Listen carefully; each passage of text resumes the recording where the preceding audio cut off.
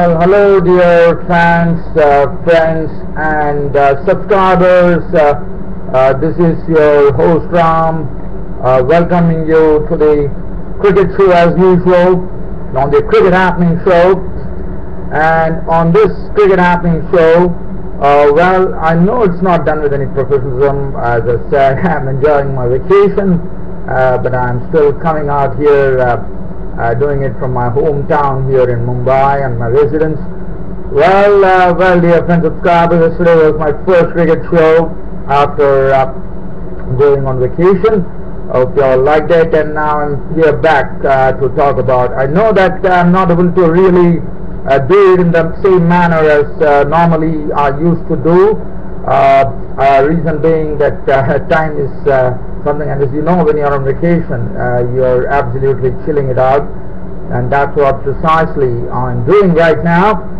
So what I'm going to do, and I know the timing is also not right. I mean, the matches are all over, and but as you know, one is the great passion for this fantastic invention, fantastic game of cricket. That's the reason I'm out here talking to you, dear friends and subscribers of Cricket Happenings. Well, let's begin then, and I'm going to start off with the match between Australia and New Zealand. Right now, where I'm talking to you, it's lunchtime on day 3. Australia is still in a commanding position, one could say, despite Kane Willamson scoring a classy century. What a player Kane Willamson is. Now, yesterday, just to recap what happened at the Wollongong on day 2, it was Australia who declared innings closed at 556 for 4. Usman Khwaja continued to impress, continued to play some impressive strokes, and he went on in his merry way. He contributed 174 runs with 16 fours and 2 sixes, and I'm sure this knock is going to go a long way as far as Usman Khwaja is concerned in his career, to really see to it that he slowly but surely cements his place into this Australian team. We know that he's a beautiful talent emerging from Australia, and it was very good to see Usman Khwaja get amongst the runs. Steven Smith went early yesterday. After that, Adam Burgess was on the verge of a century, and that was the time when Steven Smith declared innings closed at 556. Adam Burgess was not out on 83 with 11 fours. The bowling, not to really talk about, as each and every New Zealand bowler came in for some tap, with the wicket takers being Tim Southee, Trent Boult, Neesham and Williamson. Let's have a look at the New Zealand card. The New Zealand card, they didn't have a good beginning. There was a very cautious start, a very watchful start, and we were expected, because New Zealand had the first goal for New Zealand was to avoid the follow-on. They still need to get on to a score of 356, and New Zealand on day 2 were doing pretty well. The openers were slowly trying to lay the foundation. Martin Guptill and Tom Latham. Martin Guptill was looking good. Tom Latham, even though Mitchell Starc and Mitchell Johnson tested them, it was good to see that Martin Guptill and Tom Latham got on to a watchful partnership of 56 runs for the first wicket, and things are going on pretty well at that particular time for New Zealand. When the first wicket was taken, when Josh Hazelwood forced Guptill to play a shot, and Warner took a brilliant catch as Guptill was gone for 23 with 2 boundaries. Latham was continued to block well as he was joined in by the classy Kane Willamson. Now, talking about Kane Willamson, just to give you a very impressive statistic as far as Kane Willamson is concerned, we know that he's a great talent as far as world cricket is concerned, and in today's era with Virat Kohli of India, Joe Root of England, Steven Smith of Australia, the other guy is Kane Willamson. Kane Willamson, Kane Willamson is one of those players. I'm sure he's going to be one of those greats, no doubt about that. He's already proved himself. He has 7 centuries of age today. In fact, he went on to his 11th Test century, and let me tell you, there are only 3 people, 3 great cricketers at the age of 25 have scored 10 centuries. The names being the great Sachin Tendulkar, the great Brian Lara of West Indies, and the great Sir Donald Bradman. So that is something that really tells you that Kane Willamson is destined for greater things than what he has done right now. There are only 3 players in the annals of Test cricket who have scored 10 centuries at the age of 25, and yesterday, as you know, Sir Richard Hadley of New Zealand mentioned that Kane Willamson is going to be one of those great players, and why not? He definitely is a classy little player, and I think after Martin Crowe for New Zealand, Kane Willamson to me is the most classiest player ever that New Zealand has produced. And well, he has already reposed the fate, and today he went on to his 11th Test century. But yesterday, Kane Willamson was there unconquered with Latham. Well, the wickets were falling around him, and that was the stage when New Zealand, after getting a good opening partnership going of 56, suddenly started losing their way. First it was Mitchell Starc getting Latham out, caught ball line for 47 with 3 boundaries. After that, we saw 2 quick wickets fall, and this was Mitchell Johnson testing Ross Taylor. In fact, 2 experienced players at that, and for New Zealand that was pretty important that these 2 players, Ross Taylor and Brendan McCullum, had to contribute in a big way, and that was not to be, as Mitchell Johnson fired in some searing balls to Ross Taylor and McCullum, and both of them really struggled at the crease. And it was first wicket to go was Ross Taylor. He was caught by Smith. He got a delivery which actually had a lot of pace, a lot of bounce, and Smith was the one who snapped him up in the slip region. He was gone for naught. Brendan McCullum was really dragged into a delivery, and he tried to play an airy drive at that. Adam Wood did the rest. He was gone for 6, and the New Zealand were 114 for 4 in trouble. And then Jimmy Neesham, the promising all-rounder, was cleaned up by Starc. His stumps were shattered for 3, and that made the score 118 for 5. And then it was left to Kane Willamson to see to it that New Zealand went to at close of play, they had lost 5 wickets. But after that, today in the morning, Kane Willamson was continued to play Stokes as is his wound, and as BJ. But in fact, Watling today and Mark Craig were there, but they couldn't really offer the much-needed support that Kane Willamson would have needed. As in the morning, in fact, Australia got some quick wickets. BJ Watling was dismissed for the bowling. He was caught by Peter Neville behind the sticks of the bowling of Johnson for 32 with 4 boundaries.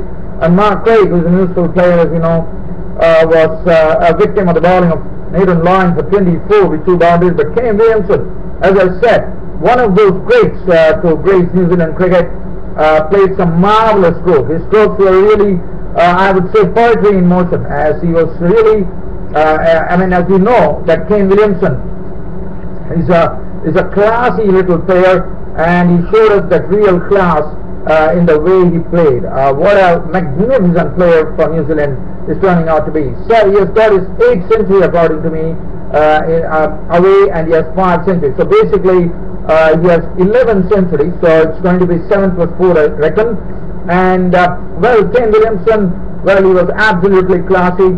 He was in no trouble whatsoever as far as the Australian bowling was concerned. He was, and we have seen his technique. I mean, he comes right down to the pitch of the ball. The elbow is right there in front of the ball. I mean, the way he plays, his technique is absolutely impeccable. And Kane Willamson reeled off his 11th Test century as at lunch, when New Zealand went to lunch. Doug Bracewell also played one who was giving good support, I thought, to Kane Willamson. Just before lunch, we saw Doug Bracewell clatter Mitchell Johnson into the wickets, but picking up beautifully and slamming him through the offside. So Bracewell is looking good. Not out on 16. This partnership has yielded 42 runs currently, with Kane Willamson not out on a classy 112 with 19 boundaries, graced with it, and Bracewell is not out on 16. So 273 for 7 wickets is the current update coming in from the Wollongabba cricket ground at lunchtime on the third day in this first test match between Australia and New Zealand. There's a long way to go as far as New Zealand is concerned, and New Zealand would be hoping that Kane Willamson carries on and gets on to a double century here. It's very essential because, as you know, New Zealand doesn't have a lot of batting to come. There's only the tail enders, King Saudi and Trent Boult left to come. So considering that, Kane Williamson's presence is going to be pretty important, and Kane Willamson has to really stay at the crease and go towards a double century if at all New Zealand needs to avoid the follow-on. So still the work is not completed as far as New Zealand is concerned. They still have to really work hard. Kane Willamson has to get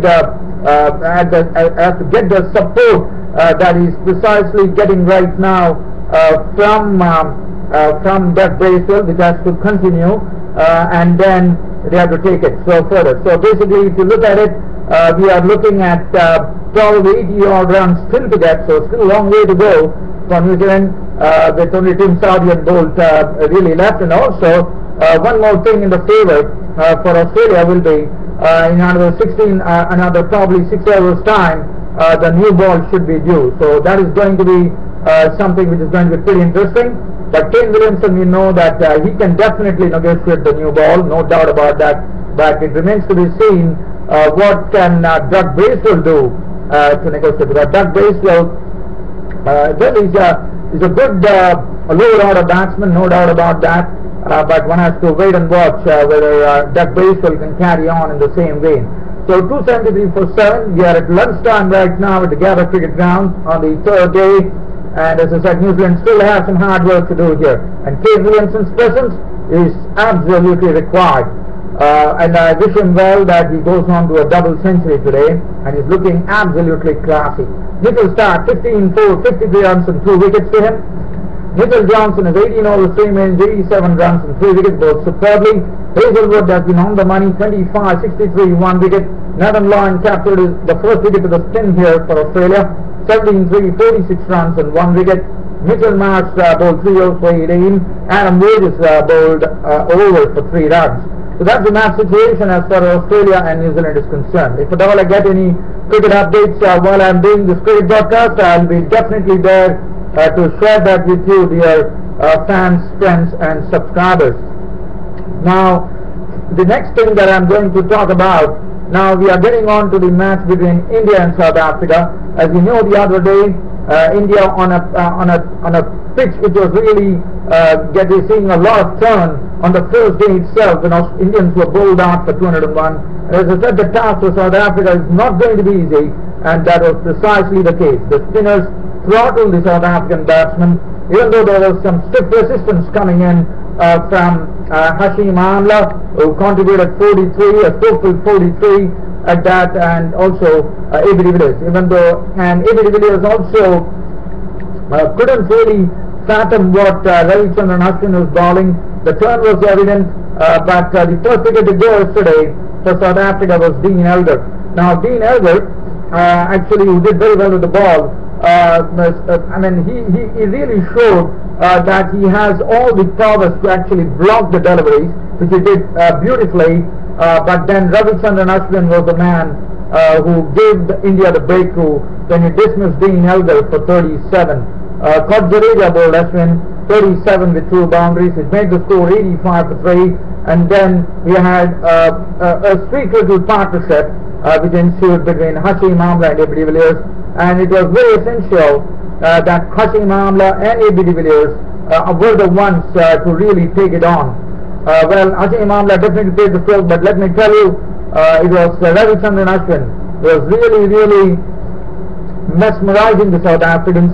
Hashim Amla struggled against Ashwin. A.B. de Villiers, who has always been struggling against Ashwin, really once again had a real struggle against Ashwin. He couldn't really pick up the deliveries from Ashwin.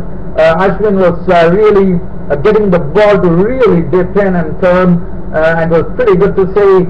There was a nice exhibition of spin bowling from Ashwin, but then when the partnership reached 30 runs, the score reached 105, we saw Ravichandran Ashwin getting some good depth. In fact, he lured Amla into his doom as the ball turned. It dipped beautifully, and Hashim Amla was dragged out of the crease, and Ridhiman Saha whipped off the bails, and Hashim Amla was gone, stumped Saha behind the stumps for 43 with 6 boundaries.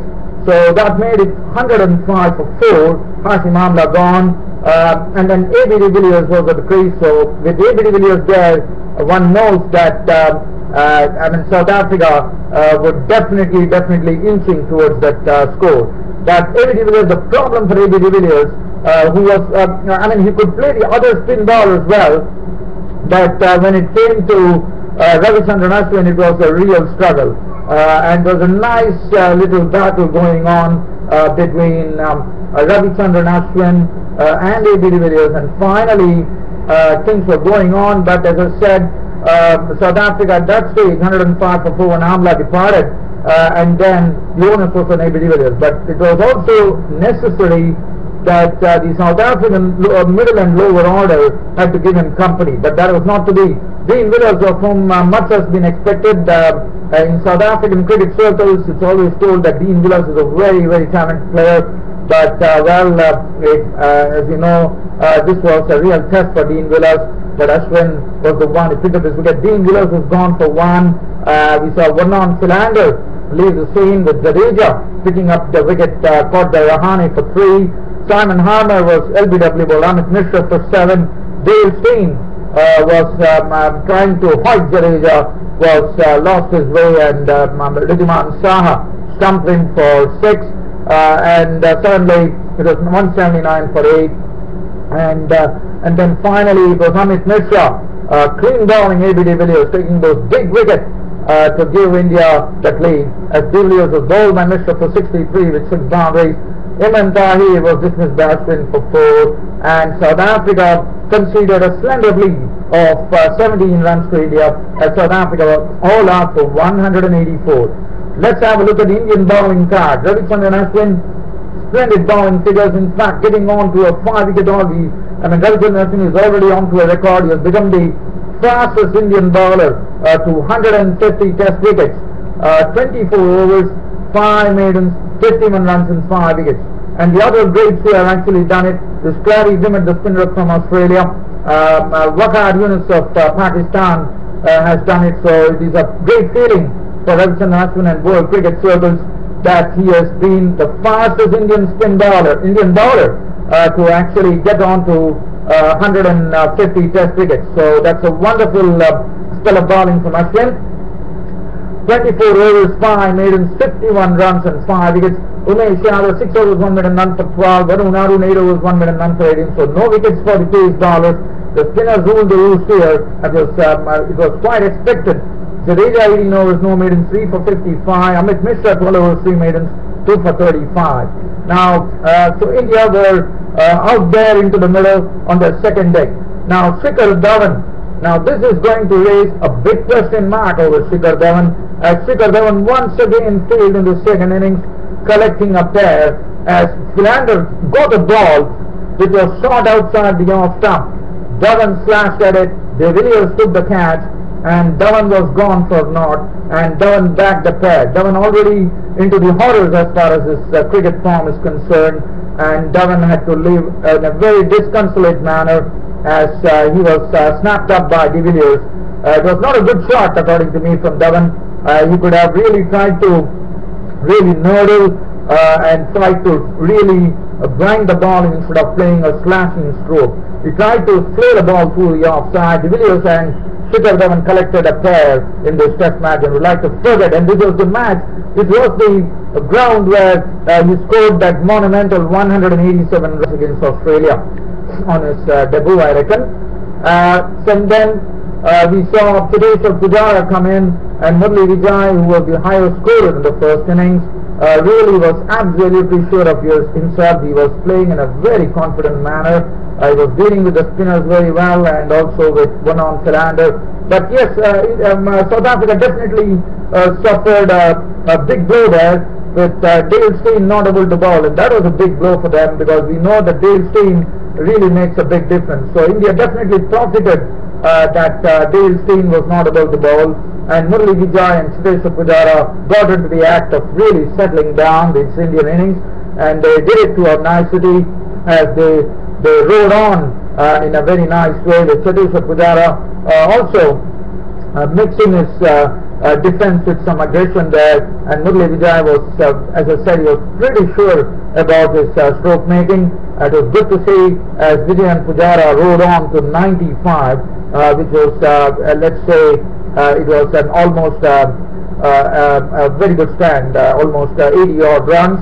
It was good to see, but then Imran Tahir, just before stumps, in fact, probably half an hour before stumps, he picked up the wicket of Murali Vijay, caught by the substitute Tevas Bavuma. Imran Tahir, he was gone for 47 with 6 boundaries, and then finally when stumps were drawn for the day, India found themselves into I would say, considering the vagaries of the pitch, considering the pitch that has been turning, I thought the Indian did a good job in the second innings, with Cheteshwar Pujara unconquered on 63 with 6 fours and 1 6, and Virat Kohli was not out on 11 with 1 boundary, 125 for 2, and looking at that, India were 142 runs ahead, and I'm sure a score of 250 to chase, batting last on this particular pitch for South Africa is going to get some real, it is going to take some real effort and skills.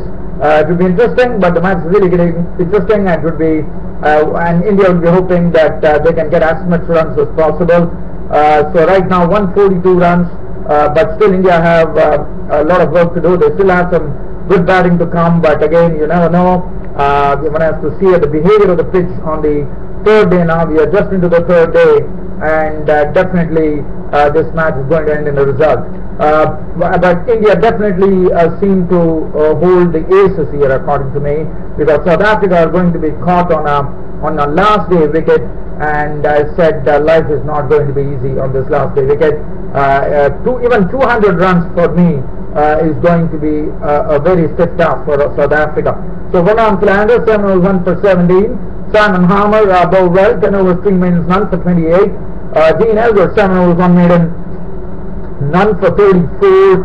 Imran Tahir, 8 overs no maiden, 1 for 33.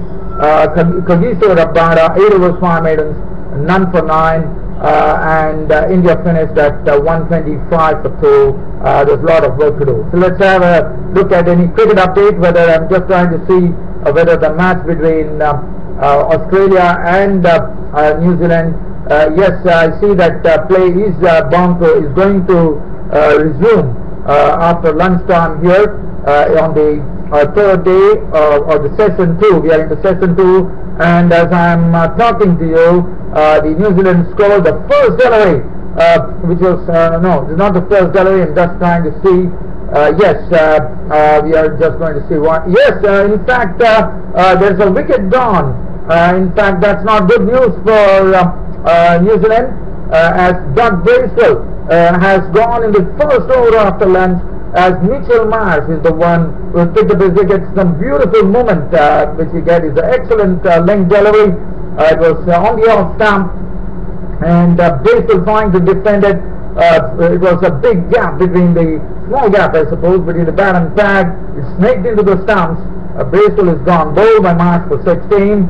And right now, when I'm talking to you, a beautiful shot from Kane Willamson, creaming Johnson through the gully region for a boundary here.